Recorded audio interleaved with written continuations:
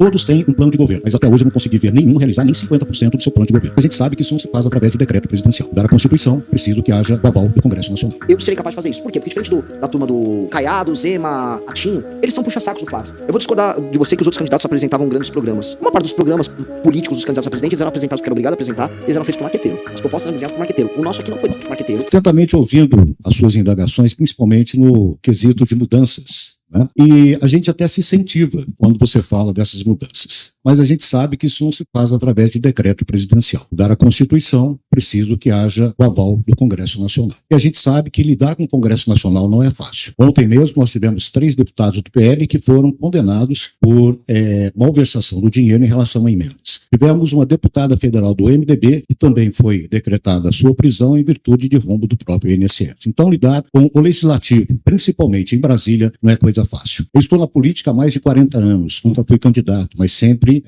em relação ao jornalismo. E por todos os candidatos que já ouvi, todos têm um plano de governo, mas até hoje eu não consegui ver nenhum realizar nem 50% do seu plano de governo, mesmo porque não são obrigados a realizar. São obrigados a apresentar. Hoje nós temos na política uma divisão entre direita e esquerda, onde as pesquisas mostram que a direita teria 40% dos votos e a esquerda 40% dos votos. De um lado da esquerda, nós temos o atual presidente que vem fazendo lambanças em relação à nossa economia e simplesmente dando mais atenção em relação a projetos sociais, é o que mantém o voto dele. Por outro lado, nós temos uma pessoa manipulada que, se vier a ganhar a eleição, vai atender os interesses do Donald Trump, dos seus aliados políticos e de seu pai. Diante desse cenário, sobram 20% dos eleitores segundo as últimas pesquisas. Por que você se candidatar à presidência da República diante de todos esses números, mesmo porque o partido não tem tanto envolvimento político no Brasil, principalmente em relação a fundo partidário, e como você furar essa bolha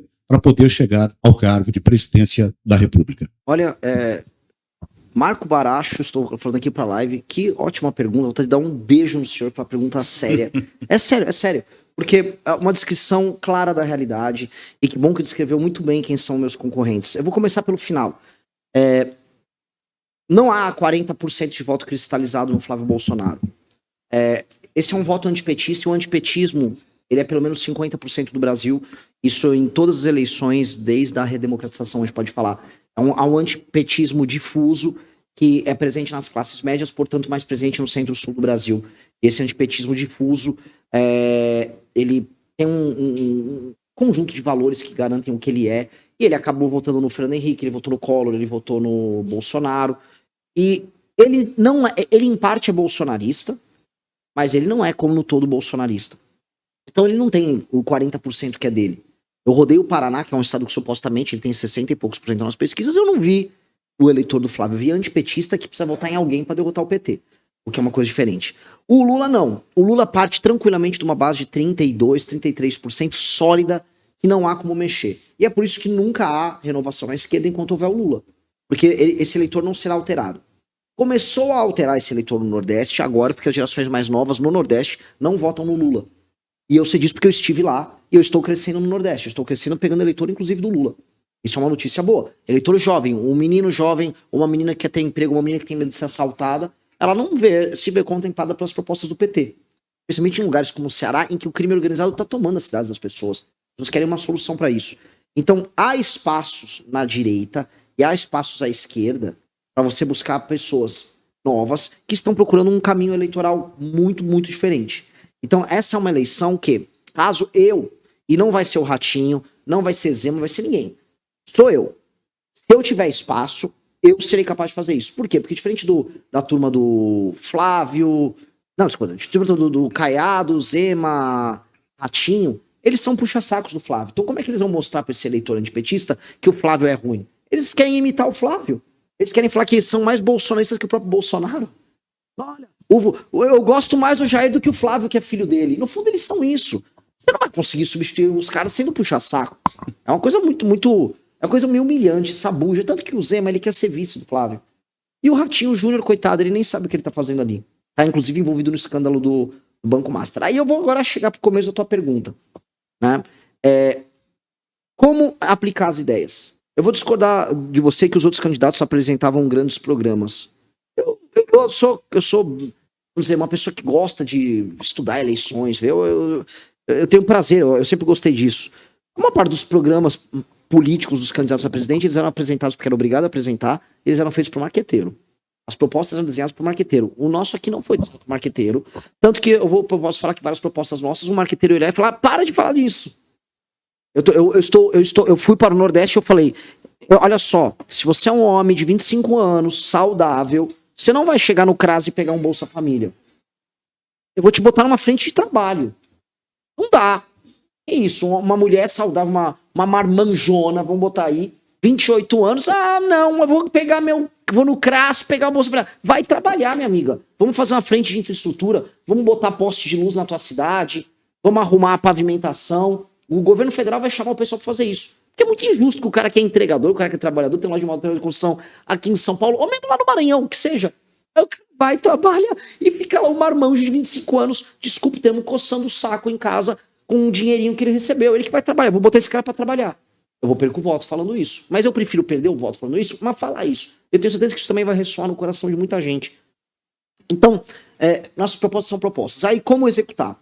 Primeira coisa, se eu ganhei a eleição, o que isso significa? Que eu convenci as pessoas disso.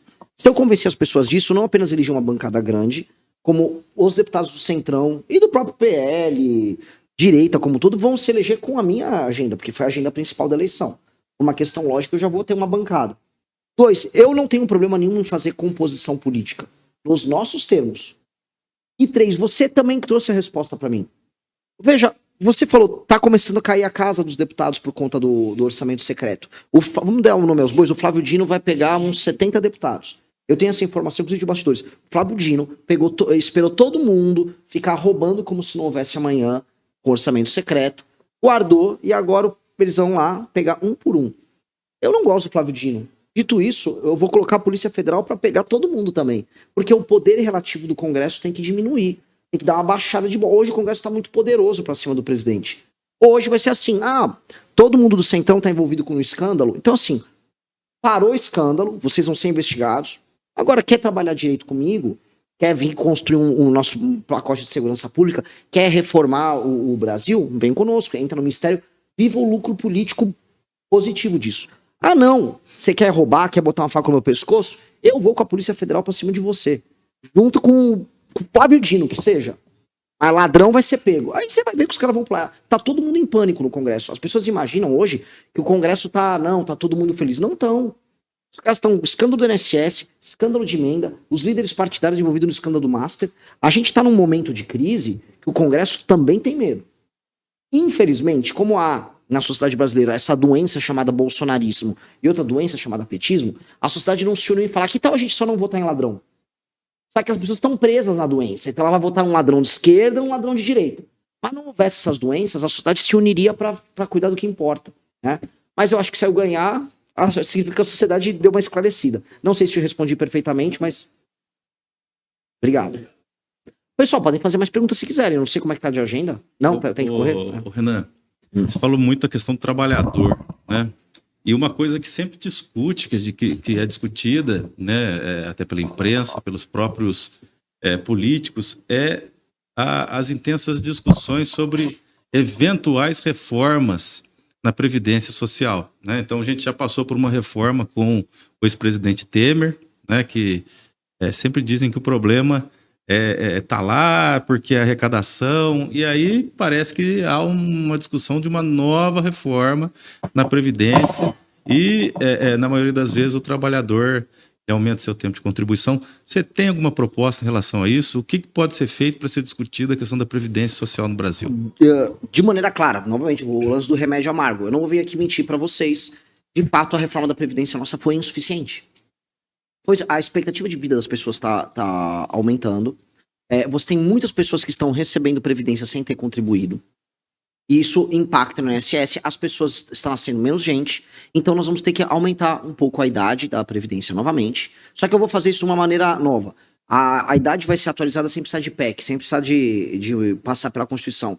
É o gatilho. O IBGE alterou a idade média, a idade da aposentadoria se altera. Ponto. 2, a gente vai mexer nos privilégios da Previdência. Privilégios que existem no universo militar, privilégios que existem no judiciário. A gente vai ter que, assim, isso vai ter que ser atacado. O governo Bolsonaro supostamente fez uma reforma agressiva da Previdência que não foi agressiva. ela não atacou o problema, porque foi todo mundo arrancando, ó, não, arranca o militar, não arranca isso, arranca aquilo, beleza. Só fica no lombo do contribuinte. E pior, fica no lombo dos mais novos. Os mais novos que estão nos ouvindo, eles podem imaginar o seguinte, se nada for feito, eles não vão se aposentar. Eles só vão pagar a aposentadoria dos outros e não vão se aposentar. E por isso que os mais novos estão comprando Bitcoin. Por isso que no mundo inteiro, tá?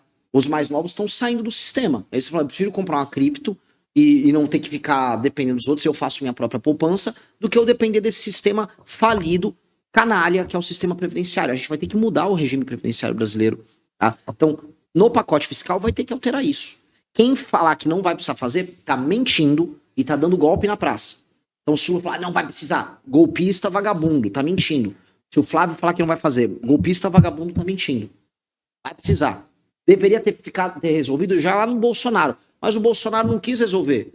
O Bolsonaro correu pra botar. Ah, tira os militares daí. Não, deixa os militares. Por que não?